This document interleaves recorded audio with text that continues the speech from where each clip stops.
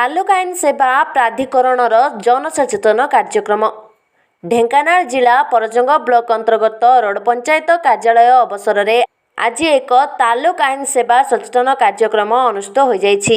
एही कार्यक्रम रे तालुका आईन सेवा प्राधिकरणर अध्यक्ष प्रीतिश मिश्रଙ୍କ अध्यक्षतार नारी सशक्तिकरण, एसिड अटैक, भिन्नक्षम मानक पई न्याय व्यवस्था, शिशु जैन निर्यातना सुरक्षा आईन विषय उपरे सचेतन कराइबा सह ग्रामांचल रे जने गरीब पीड़िता किभली सहजरे न्याय पाई परिबो आलोचना करिथिले।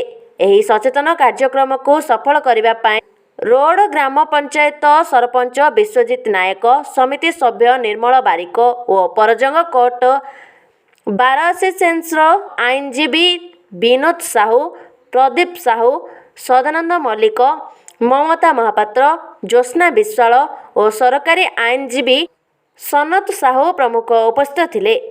परजंगरू भीमसेन खटुआ रिपोर्ट, प्रतिकार न्यूज। आज रोड ग्राम पंचायत ठारे तालुका आईन सेवा प्राधिकरण सचेतन कार्यक्रम होता। यह कार्यक्रम सभापति तालुका आईन सेवार अध्यक्षता करुवा सभापति श्री प्रीतिश मिश्र महोदय। तार कार्यक्रम मूल लक्ष्य होता पंचायत लोक मान सचेतन करवा आम पोस्को आक्ट उपर, समाज नारी सशक्तिकरण उपर, घरोई हिंसा, बाल्य विवाह एवं आम पंचायत विकलांग लोक मानक केमती समाज में न्याय दिज्व आम सचेतन कार्यक्रम होता। यह बहुत सफल भाव में है। प्रत्येक लोक मैंने बहुत किसी जिन शिखे और मुझे आशा करुँच मो पंचायत लोक मैंने सचेतन है।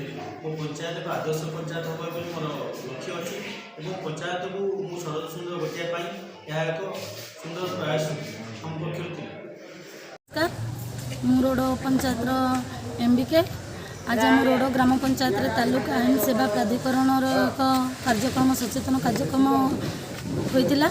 आमर आमर मजिस्ट्रेट सार उपस्थित थिले एवं आईन सब वकिल बंधुगण भी उपस्थित थिले। आ सहित आमर सब ग्रामवासी माने भी एठारे उपस्थित थी रही कार्यक्रम को आगक नहीं। आमर सर्वप्रथम यार मुख्य कारण है कि आम केमी आमर महिला सशक्तिकरण, एसिड अटैक एवं शिशु जौन निर्यातना आईपरी अनेक मान कार्यक्रम विषय आम बुझाई आमर मजिस्ट्रेट सार और वकिल बंधु मैंने आम मैंने भी सब शुणी किसी आईन विषय जानलु। आईन विषय आमको तो किसी बेसी किसी जना नाथिला, किंतु आईन पाखक आम न जाई आईन आज आम पाखक आसीथिला एवं आमको बहुत विषय माने बुझाई दिले। आम मैंने से आम रोड ग्रामवासी आम बहुत गर्व अनुभव करुँ कि आमर सरपंच महोदय यहीपरि एक सचेतन कार्यक्रम आम पंचायत करें अशेष अशेष धन्यवाद देचु। आमर नारी मानक ये सब कार्यक्रम कर विशेषकर आम नारी माने आमर सरपंच सार को बहुत बहुत धन्यवाद देचु। सनत कुमार साहू परजंग सरकारी आज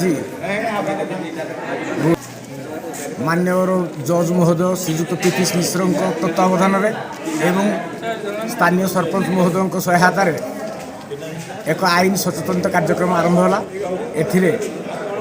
पोक्सो एक्ट एवं एसिड अटैक, नारी सशक्तिकरण एवं विकलांग मानकर आईन सुविधा विषय लोक मानक सचेतन करागला। यार मुख्य वार्ता हूँ सुविधार किपरि जड़े लोक निरीह लोक मागणार सेवा पाई पार।